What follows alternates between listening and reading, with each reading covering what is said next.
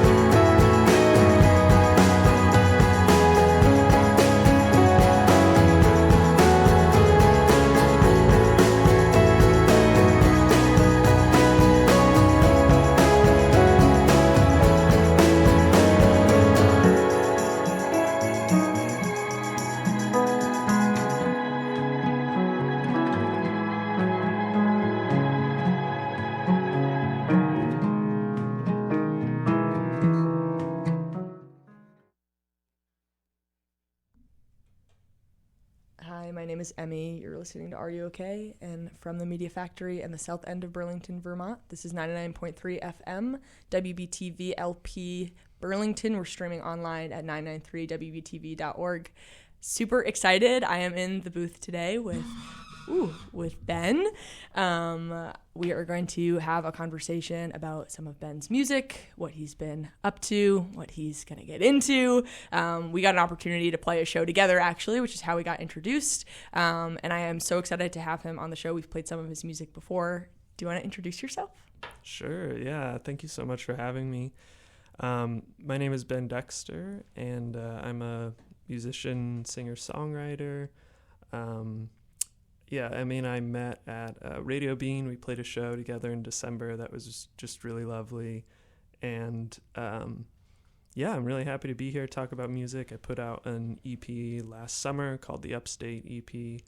That was a lot of work, but I'm glad that it's like out there in the world. And now I've been trying to focus on translating it to a live setting, which I'm sure we'll get into as well. Yeah, absolutely. That show was like so quaint, and like I really prefer playing in like Club Lamb Shop as opposed to the actual like Radio Bean main stage. It was like it was like a lounge setting or something like that. It was so intimate. I love I like getting loud, and I feel like Radio Bean in particular, like I always go there and like I like that I can dance and go do other things, but it's so special when it gets to be like silent. Yeah, you know? Yeah, I've played in both sides now, and the first time was on the Radio Bean side, and then our show was Light Club, and I was just so pleased with like the vibes. And Totally. It was so cozy. I always say like I think that Radio Bean is special because sometimes it can be a bar where there's music, and then sometimes it can be a music venue where there's a bar. Yes, that's a great way to put it. I want to sort of get into some of the questions I have, but my show is called Are You Okay? And it's called that because basically like growing up I'd have like the saddest taste in music, and my friends and family would be like, what's going on here? Are you doing okay? And I always ask all my guests coming in just to kind of like set a space, like, how are you doing today? Are you feeling okay? What's going on? Yeah, I really appreciate that. I relate to that question so much. I've had people make similar comments to me. My partner Maggie says that all the time. Like, we have different taste in music, and my taste maybe leans more to the sad side. Today I think I'm doing okay. I feel like it's that time of year, post holidays, January, where everyone's just like super low energy, but I'm trying to kind of embrace that this year and this season. There's this book that I really want to read. I haven't gotten to it yet, but it's called Wintering. And it's like this concept of like, especially in places like Burlington and Vermont where the seasons are, can be quite extreme. Just embracing that time and like wintering, like embracing the emotional wintering too. Yeah. And kind of just like soaking it in and accepting it for what it is instead of fighting against it. So. Do you find that you write more when, like, I totally get sad like every year. I've lived in New England my entire life. Like, I definitely get that sort of like, if nothing else, a sense of wanting to sort of like hunker down and stay in. Do you write more during that time or less? It's hard to say. I think that I write more when I'm just in a melancholy mood in general. And sometimes that does line up with the seasons, and other times it doesn't line up with the seasons. I think that for this winter season, I am trying to be a little more intentional about like being ready for those moments. Mm-hmm. I was actually just listening to an interview with Damien Gerardo, who's a amazing songwriter, and he was talking about songwriting being, he's not a disciplined songwriter. He doesn't, like sit down and like write a song every week at the same time or whatever. But he said it's a little bit like being a cat owner. I don't know if you have cats. I have 2 cats, and like the song is like the cat. And, if you call to a dog, 95% of the time it's going to come to you. It's going to like be excited to see you. But a cat is like not going to listen to you. You just have to be ready when the cat wants to. When it feels like it. Yeah, when it feels like it. And I just resonated with that so much. I was like, that's that's my process too, is like Yeah. I have to be ready when inspiration hits me, or like when a line hits me, and I have to write it down, and I have to be ready to like put in the work when it comes. But I can't, it's really hard for me to just like summon it, I think. Totally. Or to say like, okay, today I'm going to write a song, or I'll finish that verse today, or whatever it is. I totally relate. And I really like, I don't know what it is about, like, there are times in my life where I haven't written a song in a year, and there are times in my life where I will write 3 songs a week, and it's seemingly completely, I don't know, random, maybe, other than the fact I have a friend who always says like, I've never written a song while I'm happy.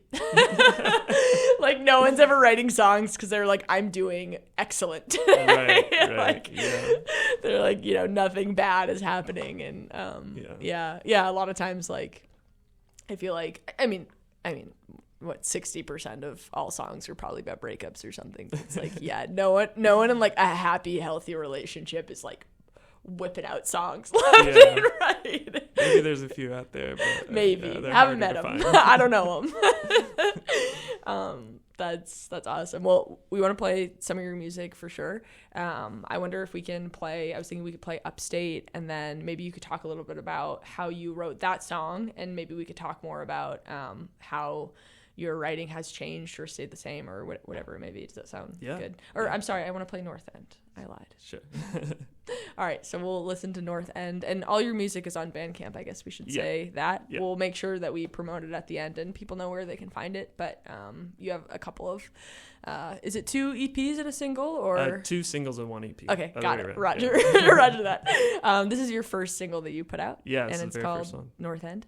And we'll listen to it, and then we can kind of talk about how you wrote it, stuff like that. Does that sound good? Yeah. Cool.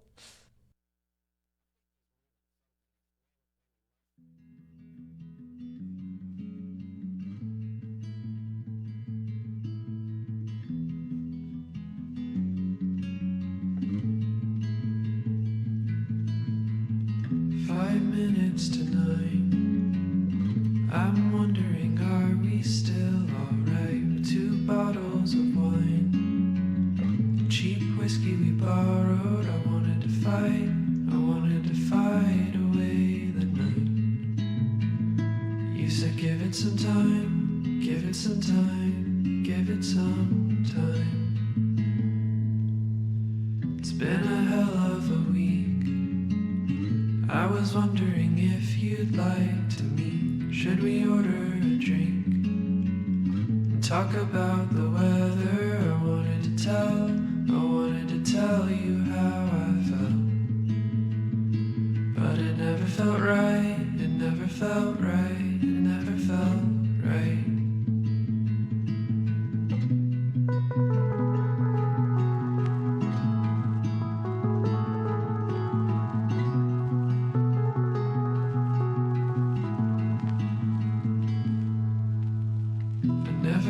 Much to say. I never wanted to hurt you either way. I was thinking today that maybe I'm trying to force it. I wanted to feel like you were there. With something to share, something to share, something to share.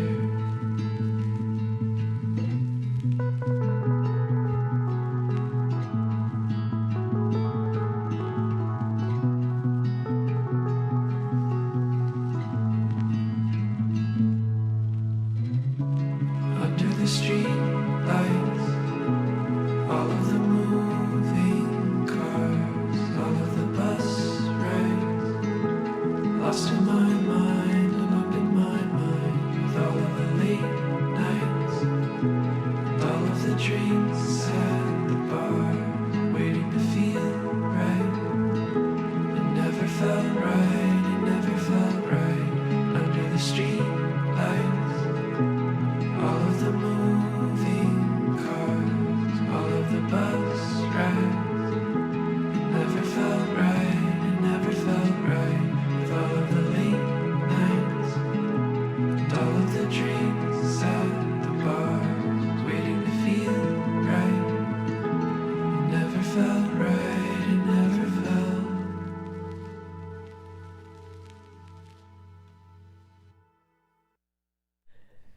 right, we are back on Are You Okay? You just heard North End by Ben Dexter. That's the first single that you put out. I wonder, do you want to just explain the song? Like, how did you write it? What is it about? Yeah, so I wrote the song, I don't know how many years ago now. It was a while, maybe like 6 or 7 years ago. And it was, at the time I was living in London, and by the flat that I was living in, there was a street called North End, and like most days walking to get the subway to go to work, I would walk down that street. We also had some friends that like lived around the area, and I had been living there for about 2 years, and I just felt like I was really like stuck and like kind of hit a wall. You know, I grew up in Indiana and then moved to London, and it was my first like big city, you know, experience, which was great. But then I like really burnt myself out, I think, and was just feeling like, just feeling kind of like I had run out of runway, if that makes sense. Yeah, it does. In a place. It totally does. Yeah, I felt like I had kind of had a new experience in a really good way, but also like I didn't really have further to go. Sure. Or I didn't really want to go further. So yeah, it's just feeling kind of like this melancholy of like, I'm in this city which like everyone seems to love. Yeah. Everyone just like raves about it, and I do really appreciate it. But it makes me feel really like lonely, actually. Yeah. And so yeah, I wrote that song, and then I sat in a notebook or on my computer for like many years, and I decided to finally record it. I think this was like, I don't know, 2021 or something. Because I had been, not doing music for so long, not doing music in the sense of like playing shows live or recording music. So this was like the song that I chose as like a, I don't know, like reintroduction of myself musically. Like in high school and college, I was like playing in bands all the time and like pretty active. And then I pivoted and really focused on like school and like work and stuff like that, and I've always been writing songs, but it wasn't a big part of my identity for I don't know, a lot of my kind of young adulthood. Sure. And then I just decided like I need this to be part of me again. I need this to be like a core part of my identity, and so this was my first reintroduction. That's amazing. I think the feeling of watching people experience something and like understanding that what they're experiencing is great and also you're not experiencing it is like really universal. I can think of so many times in my life where I've been like looking around being like, whoa, you guys are clear, like that's great for you, and there's obviously you're experiencing something and it's not there for me, and why isn't it there? Like, why is everyone having a good time except for me? I feel like that's deeply relatable, and like a really cool concept for a tune. Thank you. Tell me about how North End differs from Upstate, and like how has that transition been? Upstate being the name of your EP. Yeah, that's a really good question. I was just having this conversation with a friend the other day about artists we really love, and there's like some artists that are just like so consistent with their sound, like they just like I don't know, like Beach House comes to mind. Totally. You'll never not like they could play anything and you would know it would be them. Exactly. Yeah. And there's like so much talent and artistry in that. And then there's artists that are like constantly evolving and experimenting and changing their sound. And I also really love that. And I don't really know exactly where I fall. I think I'm, like a pretty curious person. And like we talked about at our show, like, going in a lot of different sonic directions is cool. So I think with to answer your question, I think with North End, at the time, I don't know, a lot of in college and like after those years, I was like really into a lot of, I don't know, like kind of like indie rock, lo-fi, and then like also some like bedroom pops, you know, like that kind of like lo-fi sound of like using a lot of reverb and sort of like washed out type melodies and stuff. I'm laughing because relatable. I was like, you know what the song needs? Tons of reverb on my vocals. That'll do it. Yeah. I've totally been there. So I think that's kind of where North End was coming from. But then, you know, I knew that this was a solo thing. Like this was the first time that I was doing like a solo release as opposed to a band. And so I've always been really influenced by like Sufjan Stevens, and that was a big part of like my growing up. And so like his style of like finger picking and like very kind of like soft, tender vocals was really influencing that song too. I was thinking, we were talking off mic that I was saying that you remind me of Jose Gonzalez a lot, and Sufjan Stevens was when I was in the car, I was like listening to your stuff, I was like, oh, those are like the two, like definitely you could see like a tree of sorts, you know, like spawning from that for sure. So then I think with the Upstate EP, you know, I recorded Upstate over the course of about a year, and that was like, you know, I would track some and then I would do nothing for like a few months, and then I would mix, you know, feverishly for like a week, and then I would get frustrated and I would like put it away for a while. But I wanted to try something a little different. I wanted like to try to like bring my vocals a little bit more up in the mix, and like not kind of like rely on too much like processing and effects, and do something that was a little bit more produced and a little less minimal, I guess. And so that was a good thing and a bad thing. Like I learned a lot, and like I, you know, self-produced and self-recorded everything. But by adding more of a production element to it, it just like took a long time, and it was just like totally, I don't know, I was just like banging my head against the keyboard most nights, say like, is it finished or is it not finished? And you know, I never knew how to tell. So yeah, that's the sonic difference is like there's still like a through line there, but I think with Upstate I was trying to like push myself to be a little more vulnerable with the songwriting and with the production too. Totally. Yeah. Did you record it in Burlington?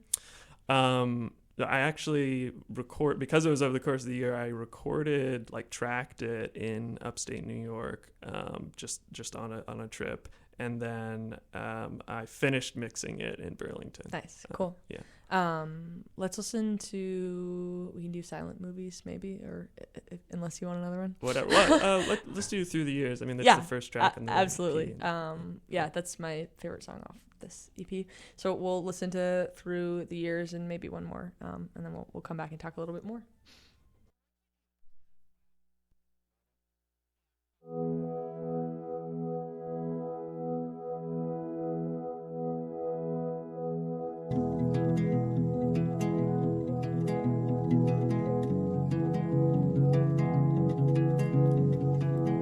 Through the fall, through the land that was meant for me,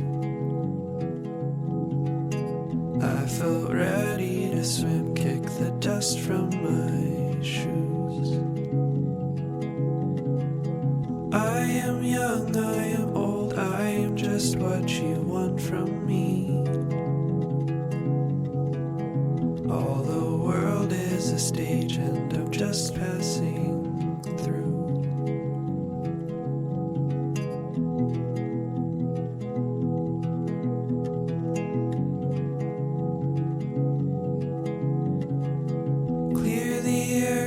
Smoke, clear the silence surrounding me.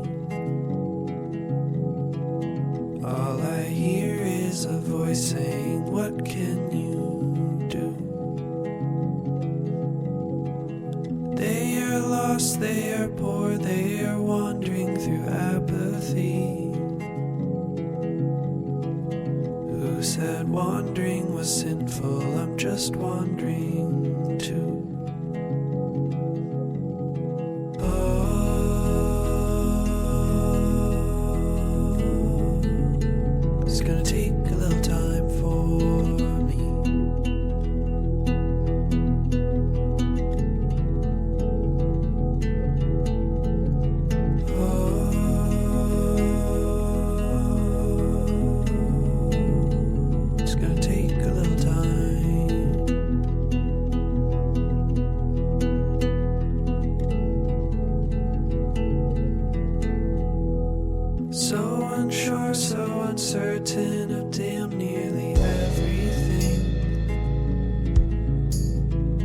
I flip coins for my future and pray to the moon.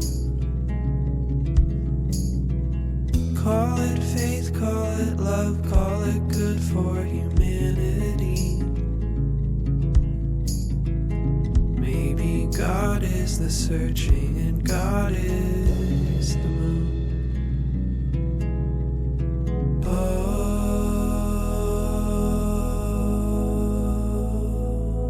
it's gonna take a little time for me.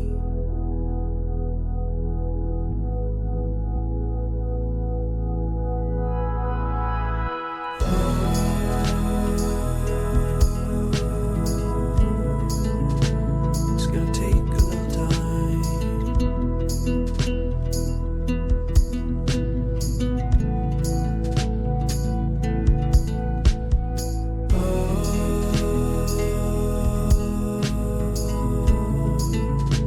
It's gonna take a little time for me.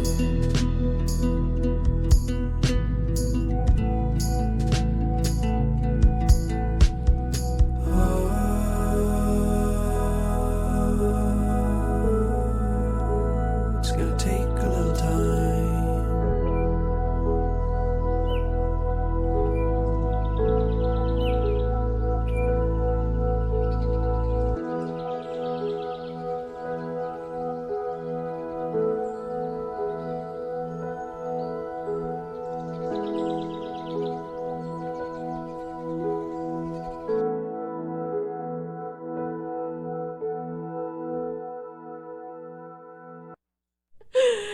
All right, that was Through the Years. I'm laughing because we've been talking in between the songs and I want to like save it for the radio and not. We should pick up our conversation, but first I want to hear about Through the Years. And I asked you, I wanted to make sure it was okay, but I would love if you would talk about it a little bit. But there's this line that I really like that says something like, I am old, I am young, I'm anything you want me to be. And I wonder if you could talk about it a little bit. Yeah. So, funnily enough, we were just talking off mic about like how I got to Vermont. I wrote Through the Years the first time I ever was in the state of Vermont. It was like the first time I kind of moved to the New England kind of East Coast area in 2019, and so it was probably shortly after that, just on a weekend away, and I was in this like cabin in southern Vermont, and just kind of reflecting on like what was next for me. And I think the song in general really came from a place of like a lot of people that I grew up with, or like friends, like I don't know, some people just always seem to kind of have it figured out. Like they knew exactly what they wanted to do, and they like went after it and they made that happen. Yeah. And that's never really been me. Like I'm constantly, I guess, second guessing myself and kind of re-examining like who am I and what do I want. Totally. And also like what I believe. Like I grew up in Indiana and grew up in a kind of evangelical Christian environment. And as I got older and like went to school and stuff and kind of reformed my beliefs and kind of like what I believe about faith and spirituality and all of that,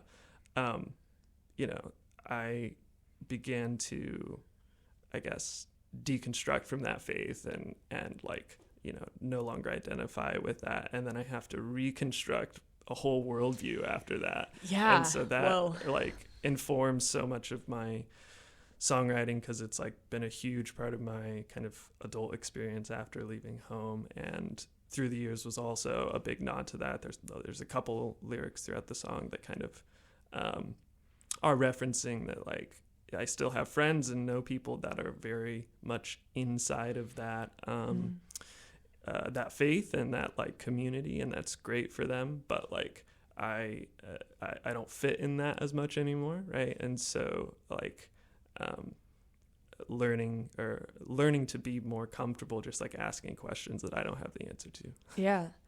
Have you, not to get too much into religion at like 1 p.m. on a Saturday, but how has have you been able to find spirituality after leaving religion? Yeah, definitely. I mean, I think the first song that maybe kicked off the show, or maybe we were just listening to it before, was David Bazan. Yeah. And his album, Curse Your Branches, was like so influential for me. And just his whole, experience as a songwriter and someone who like also has a past with the Christian faith. And I think it's still something that I'm like wrestling with, and like probably always will. Like it was just like such a big part of my upbringing and identity. Like I went to like a private Christian high school. Like it wasn't even just church. You were in. I was. You were all the way in. Yeah, I was fully in it. And as a musician too, I was like playing in the church bands. Yeah. So I was like singing all the worship songs and like doing like Christian rock stuff. Yeah. I mean, sure. Christian rock. There's some bangers, Hey, like some pretty good tunes. Sometimes it hits. Yeah, like, it does. Yeah. Totally. So, that was like just a huge part of my community. And so now, like to answer your question, I guess with finding spirituality, I just think my concept of like spirituality and God has just like gotten so much bigger.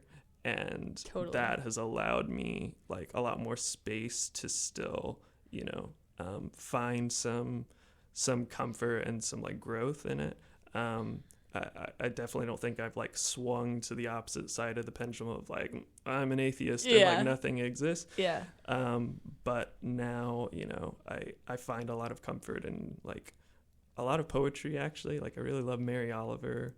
Cool. So much, and I've been reading a lot of like Ross Gay recently too, and just expanding my idea of like what is God and what is like whoa, spirituality. Crazy. Love it. Thank you. Thanks for indulging in that for with me. sure. I love talking. Yes. Like it's it can be really personal, but I mean that could be its own show, right? I mean we could go on, I'm sure. Yeah. Cool. So I wonder if we can shift gears a little bit. I want to talk about where you want to go. And we like first connected when we met about, I know something I struggle with all the time is like where I am, where I want to go, how I can play what I want live with just myself and a guitar. Like I have been saying forever, like, if I were to have a band, excellent, I don't. And so how do I like continue to grow and change and make a sound that I want to make with like the resources that I have and the capacity and stuff like that. And I'm curious. I mean, it takes forever to put an EP out, first of all. So congrats for putting it out. And this only came out in July. So I can imagine that, I don't know, maybe you've been taking some time to recoup or something. Yeah. But do you have an idea of like is your sound changing even more? Like, is it evolving past where Upstate is? Do you want to do different things? Like you've been playing live. Like what is that like? Does that, is that sound like conducive or the same as what you want to record? Can you just talk a little bit about that? Yeah. That was like 7 questions in one go. Pick and choose. They're all really great questions, and something I've been thinking about a lot. Yeah. I think after the Upstate EP, I was like, I'm never recording anything ever again.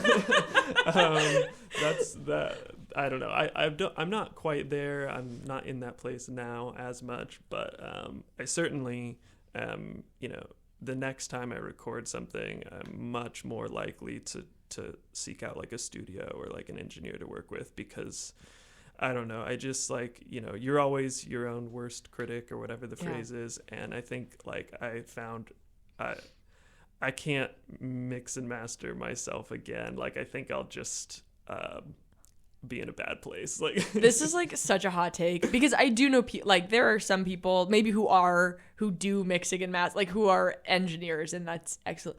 No one should mix and master their own. It's just, like, I mean, you'd have like to torture sometimes. It feels like what's the word, like masochism or something like that. Exactly. Like there's no way to not hate yourself when you're as someone who like, you know, edits my own audio for right. It's like that to just like a elevated that degree, times because it's 1,000. Yeah. And I think like if you don't have a partner, like a music partner or other people who are like doing it with you, like totally. I know I was saying I have a friend who lives in Somerville, and I make all my music with him pretty much, and we're constantly like, it's like a checks and balances system, I think. Like sometimes he'll send me something and I'll be like, dude, what, like this sounds so different, like remember what this should sound like or whatever, and like vice versa, or I'll go like way off on a tangent. And I think like having those checks and balances is great. And also I've tried to like trying to mix and master my own music, like when you're in a vacuum, it's like almost impossible, you know, it's already impossible independently. But I totally would, like, if anyone were to ask me what to do, I would always say like pay the money and get it mixed and mastered, because for sure. And I was just doing it in a vacuum, and so like even just having a friend or like collaborators would be really helpful. I think after the Upstate EP, I was like, you know, I had just moved to Burlington a few months before, and actually like the Upstate EP had been sitting on my laptop for like many months, and I just decided like I think I just need to like put this out there and like set myself a deadline, however arbitrary that is, because like I'm in a new city, and I really want music to be kind of a core part of who I am and like how people see me. And so I want to put this out there and then, you know, try to translate it live and play more live shows, because that's like what made me fall in love with music originally, like when I was growing up. So I guess I'm in that stage sort of like figuring out how to play things live. And it's interesting like doing solo shows like that, right? Like kind of depends on the venue, like we were talking about Radio Bean versus like a Vamp Shop. I think some of the production on Upstate EP is like not, you know, doable solo, like to replicate it. So I'm trying to figure out what that looks like. But I think for where I want to go with live shows is like figure out like how to have like a, you know, whatever 6-song set list or something that's just like really solid and like has you know, a little bit of production to it. Like at the show we played together, I was like using a looping pedal to sort of like introduce some textures in addition to the finger picking guitar stuff I was doing. And so I want to push in that direction a little bit more, because I know I can just bring an acoustic guitar and just like play my songs, and that's great too. Totally. And like I'm sure I'll do some shows like that, but for certain shows where like maybe I want to, you know, I don't know, have a little bit more energy or a little bit more variety, I'm pushing into like how do I use an electric guitar and like fill like multiple different sonic spaces with that. Yeah. I always like my internal struggle every time I play a show of like, do I bring my electric guitar or my acoustic guitar? And like I feel like when I bring my electric guitar, I'm like, I feel nervous that this is like gonna sound too harsh or like too hard, and like I have very, you know, soft music and I don't want it to sound like whiny. But then it's like, okay, am I gonna bring my acoustic guitar, and then what am I, a singer-songwriter? Like I don't want that vibe either. Like I don't know, like I feel like I'm constantly like, what sound do I want, or how do I want to be perceived, you know? No, I ask myself that question all the time because like I don't know, singer-songwriter, like it's accurate, like it's descriptive, I guess, but it can have like a certain connotation maybe, does. And I don't think my music always fits that connotation. So I'm sure that's what every singer-songwriter maybe also that show we played was like a singer-songwriter session, like you're like, so right, is so accurate branding.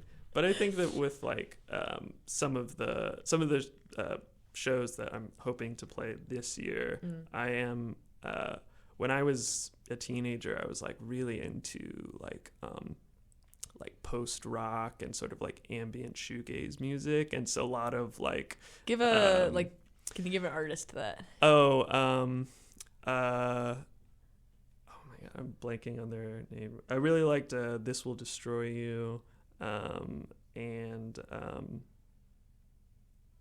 I'm blanking on the artist name now.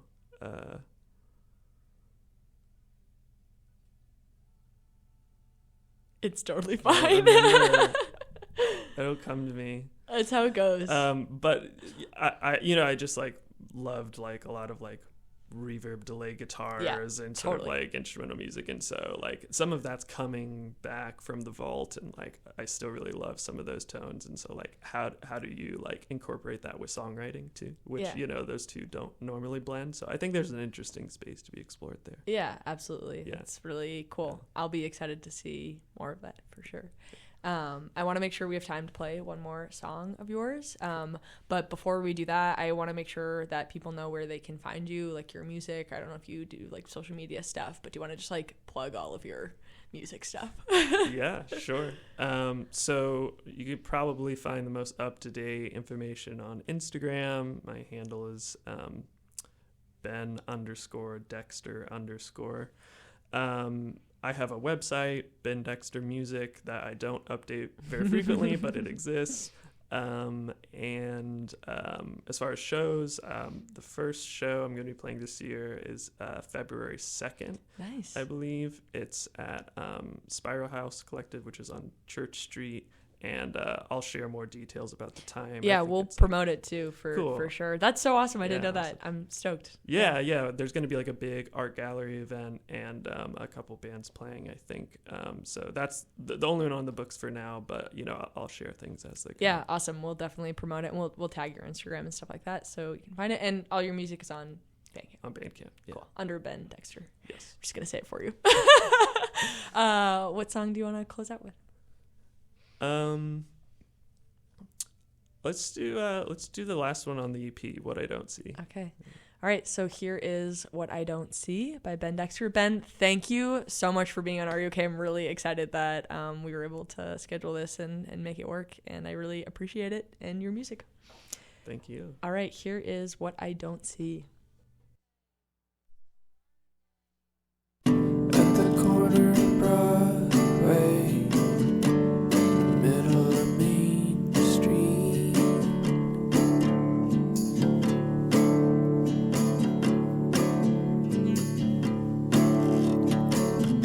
I was thinking about upstate and growing a lemon tree.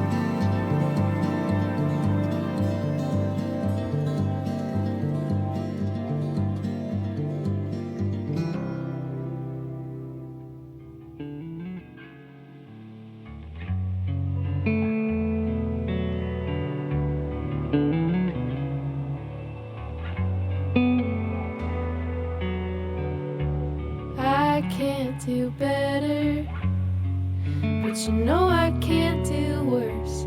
My hands are severed.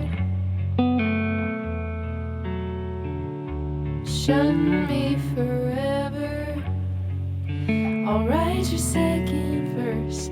I can't remember the last time you put me first. I gave away something I've given before. I can't relate to you when you are bored, and I walk away so you know I want more.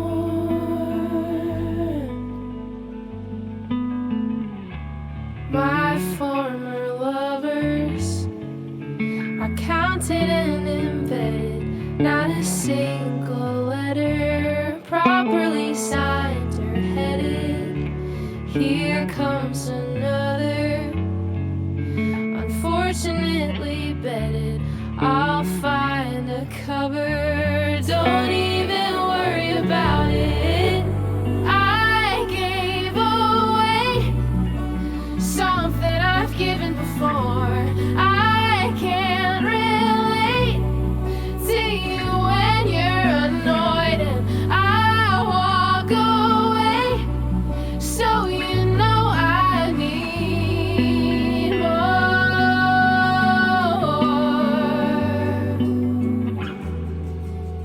I'm too scared to drive back home.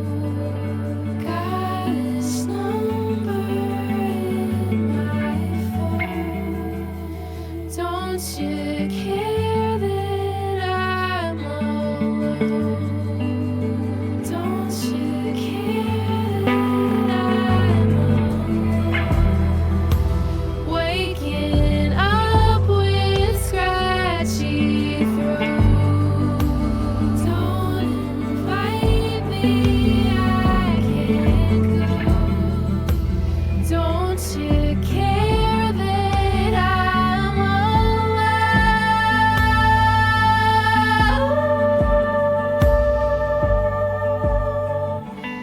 I gave away something I've given before. I can't relate to you when you are bored. I'll walk away so you know I deserve more.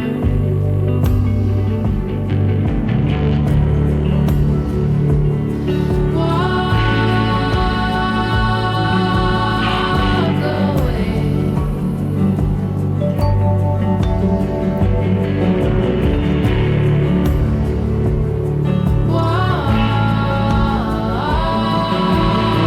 Walk away.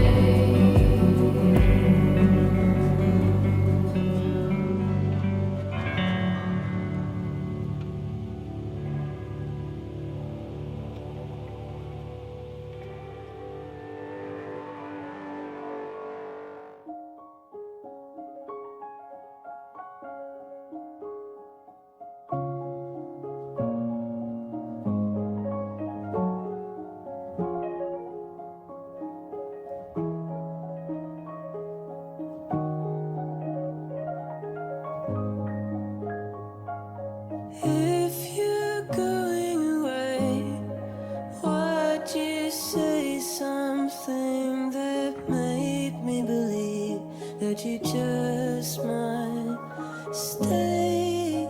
'Cause you're right, and I'm trying to change myself, but it's tiring. And I go to bed and I'm crying, 'cause it's sad to breathe.